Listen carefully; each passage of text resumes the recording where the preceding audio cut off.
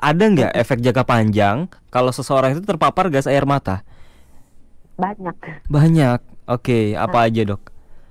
jika kita terpapar gas air mata dalam jangka waktu yang lama, Hmm. yang sering, maksudnya berulang, maka kita bisa berpotensi kena, ini potensi ya, belum Yep. tentu terjadi. Ada potensi untuk kena gangguan di mata yang paling parah gitu, paling berat, Hmm. buta. Oke. Yang agak ringan, mungkin infeksi mata, Hmm. mungkin terjadi katarak, terjadi glaukoma. Kalau Mm-mm. katarak itu protein yang ada di lensa matanya menjadi rusak oleh zat kimianya ini. Oke. Uh, Terus kalau misalnya glaukoma, glaukoma itu sebetulnya adalah peningkatan tekanan bola mata yang terjadi akibat.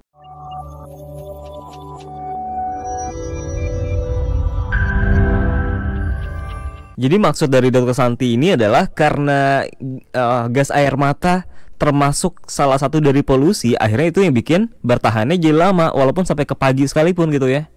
Iya, karena dia bentukannya padat, Heeh. karena dia kecil, dia jatuh ke bawah, ke Mm-mm. apa trotoar gitu, Mm. sehingga kalau ada angin atau ada apapun yang meniup, dia bisa kembali lagi naik ke atas dan bisa mengiritasi mata, hidung. Kalau ketelan bisa menimbulkan respons yang sama, Eh, walaupun kalau ke kulit mungkin udah enggak ya.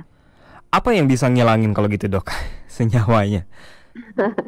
Em, Apakah bisa hilang dengan Sebenarnya sendirinya? kita em, harus mungkin dengan reaksi kimia kali ya. Untuk Oke. hal ini saya masih belum, saya cari-cari dari pagi Mm-mm. itu gimana sih menetralkan ini, belum ketemu sampai sekarang. Oke ya, ya Tapi mungkin mungkin jawabannya hilang dengan sendirinya ya karena kan kalau masih pagi kan kadang masih kerasa. Kalau udah masuk siang kan mungkin berarti udah mungkin nyebar gitu. Jadi karena kan ada di open air ya, jadi iya. nyebar kemana-mana gitu, sehingga menjadi konsentrasinya tambah lama tambah encer gitu. Tapi Oh, ya tetap akan mencemari udara, itu iya bisa iya. sampai 70 meter eh, sejak ditembakkan pada saat itu ya, itu Oh iya. bisa sampai terbangnya sampai area 70 meter. Tapi kalau ditanya lamanya, sebenarnya saya pernah baca ada penelitian, tapi itu di negara 4 musim ya, Mm-mm. itu sampai 30 hari setelah gas air mata itu ditembakkan, Wow. itu tuh di saljunya itu masih ke detect Heeh. sampai Oke. 30 hari. Wow. Tapi kalau di negara 2 musim saya cari-cari belum ketemu Hmm. apa artikel atau penelitian tentang itu. Oke. Ketika ditembakkan, Dok, gas air mata itu bisa sampai berapa jauhnya sih? Tergantung sih ya, karena itu kan ada setelannya ya, Mm-mm. tergantung si bapaknya. Sama kayak water cannon. Oke. Water cannon sebenarnya pilihan yang relatif tanda kutip ya, lebih aman untuk si pendemo dan Iya. lebih aman untuk si lingkungan hidup, karena kan isinya air Air kan, aja ya, nggak ada tambahan lain. air aja. Iya. Pada beberapa kadang suka ditambahin zat pewarna Hmm. gitu kan, supaya gampang mengidentifikasi, supaya aparat keamanan mudah mengidentifikasi mana yang pendemo, karena Mm-mm. begitu disemprotin ada warnanya Oh. kan gampang kan Iya gitu. ya. Tapi kalau di Indonesia rata-rata air aja sih, nggak dikasih pewarna. Pernah nggak lihat eh, disembur? Di sumber water cannon.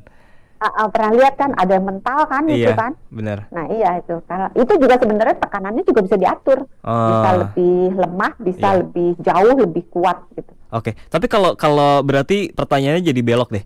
Untuk amannya, artinya supaya iritasi yang kita rasakan tidak terlalu tinggi atau tidak terlalu besar, kita harus berjarak berapa jauh dari sumber gas air mata itu? Susah ya.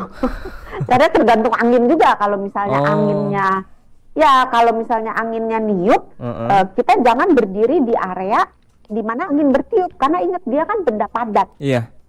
Kayak anggap aja kayak misalnya pasir.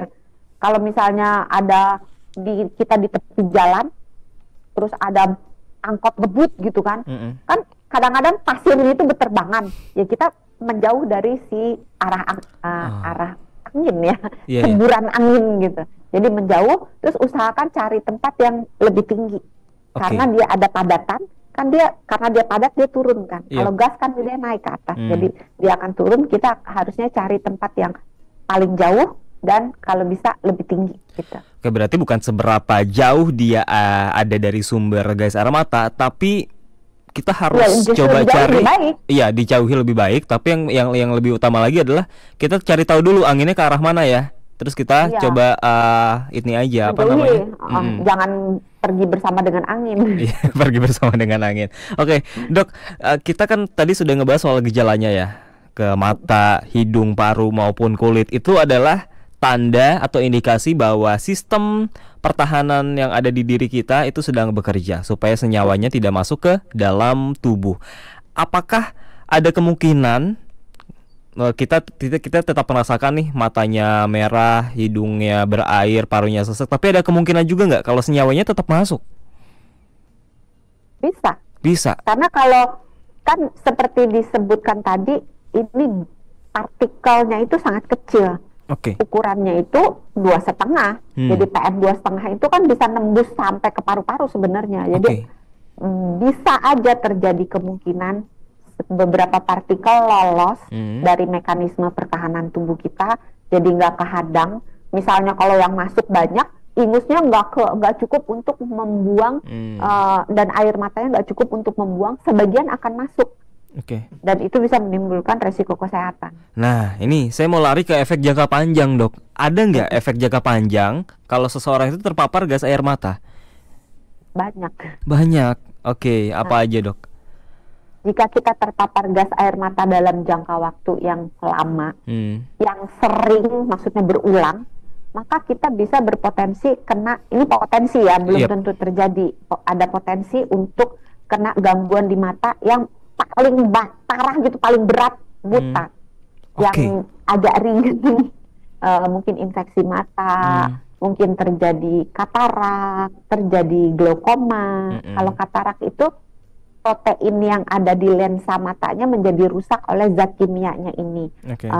Terus kalau misalnya glaukoma itu sebetulnya adalah peningkatan tekanan bola mata yang terjadi akibat gimana jelasinnya, ntar saya mikir dulu. Jadi kalau nggak, karena ngejelasinnya dalam bahasa yang awam, menjelaskan dalam bahasa yang mudah dimengerti itu lebih sulit daripada kalau saya ngomongnya sophisticated gitu.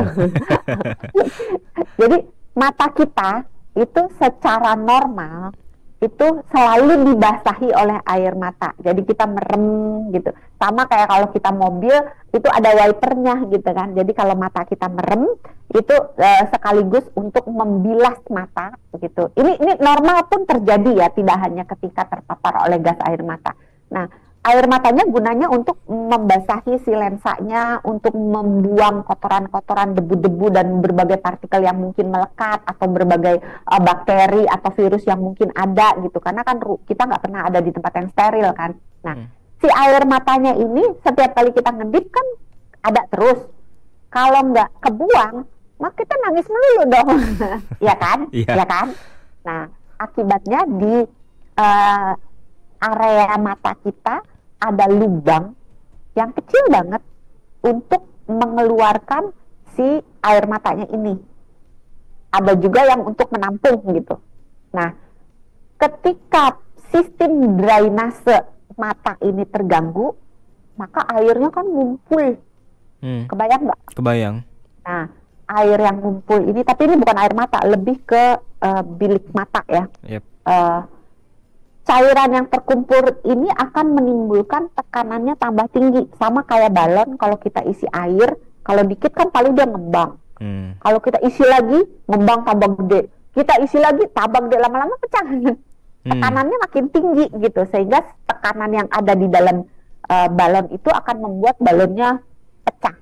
Nah, kalau di mata, tekanan yang tinggi itu akan merusak saraf matanya, sehingga menyebabkan glaukoma. Nah, pada paparan gas air mata, kalau partikelnya itu menyebabkan luka di area mata yang menyangkut sistem drainase ini, maka ketika dia sembuh, perlukaannya itu sembuh kan akan menimbulkan jaringan parut. Sama kalau ibu-ibu atau bapak-bapak kalau habis dioperasi kan suka ada kelabangnya tuh, bekas lukanya. Kebayangkan ya. Iya, Nah, kalau bekas kelabang, kalau bekas lukanya itu terjadi di sistem drainasenya, maka sistem drainase terganggu, tekanannya naik, terjadi glaukoma gitu. Itu Oke. kalau di saluran pernafasan, di mata, tadi di Di mata. Kalau di mata. saluran pernafasan bisa memicu asma, yang tadinya asmanya tenang jadi serangan asma akut. Iya.